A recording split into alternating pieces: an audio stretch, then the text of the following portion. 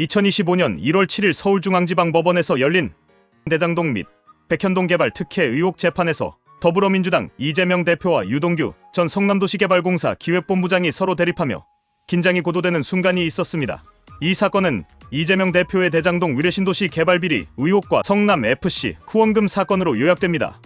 이날 공판은 유동규 전 본부장에 대한 이재명 측의 반대 신문 과정에서 벌어진 사건이었습니다. 재판 과정에서 유동규 전 본부장은 대장동 사업 공모와 관련된 질문에 대해 강한 불만을 드러냈습니다.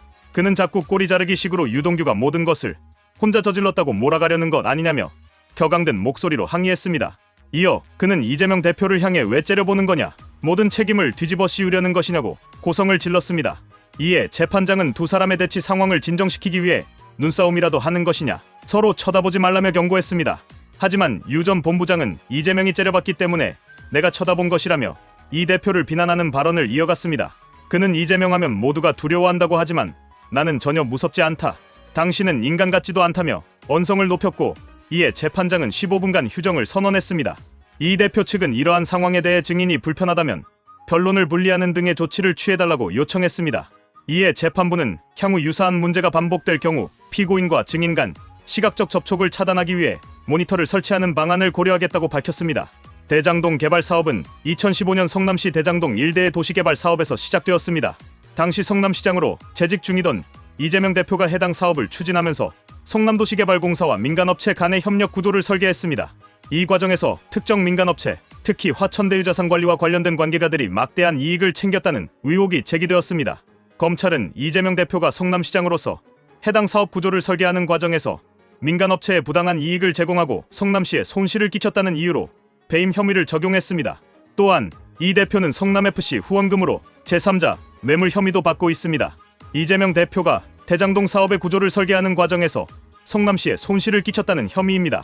민간업체가 막대한 이익을 가져가는 반면 성남시는 예상보다 낮은 수익을 거뒀다는 점이 논란이 되고 있습니다. 유동규 전 본부장은 성남도시개발공사의 핵심 인물로 검찰은 그가 이재명 대표의 지시에 따라 사업을 진행했다고 주장하고 있습니다.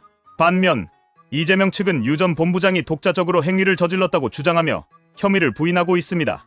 유동규 전 본부장이 재판 중 격앙된 반응을 보인 배경에는 깊은 배신감이 자리 잡고 있는 것으로 보입니다. 유 전 본부장은 이재명 대표와 오랜 기간 동안 협력하며 성남시의 주요 개발 사업들을 함께 진행해온 인물입니다.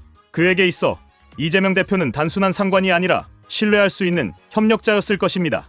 하지만 대장동 사건이 불거지면서 이 대표가 모든 책임을 자신에게 떠넘기려는 태도를 보였다고 느끼면서 강한 배신감을 느꼈을 가능성이 높습니다.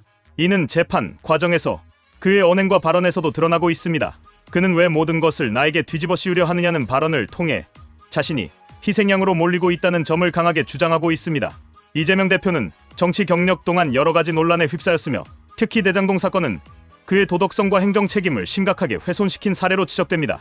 이재명 대표는 대장동 사건의 모든 책임을 유동규 등 실무진에게 전가하려는 모습을 보이고 있습니다. 이는 리더로서의 책임감을 결여한 태도로 자신의 행정적 결정에 대한 결과를 회피하려는 행태로 비판받고 있습니다. 성남FC 사건은 공익을 위해 사용되어야 할 공적 권한이 사익 추구의 도구로 변질되었을 가능성을 보여줍니다. 이는 공직자로서의 도덕적 기준에 심각한 흠집을 남겼습니다. 이재명 대표는 자신을 깨끗한 정치인으로 포장하며 국민에게 신뢰를 구했지만 이러한 사건들은 그의 정치적 신뢰성을 훼손시켰습니다.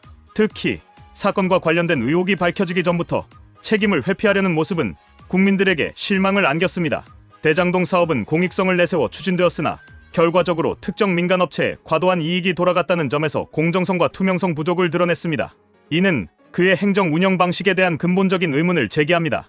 이재명 대표와 관련된 대장동 백현동 개발 특혜 의혹과 성남FC 후원금 사건은 그의 정치적 생애에서 중대한 시험대가 되고 있습니다. 재판 과정에서 드러난 유동규와의 대립은 단순한 법적 공방을 넘어 그의 리더십과 도덕성을 평가하는 중요한 계기가 되고 있습니다.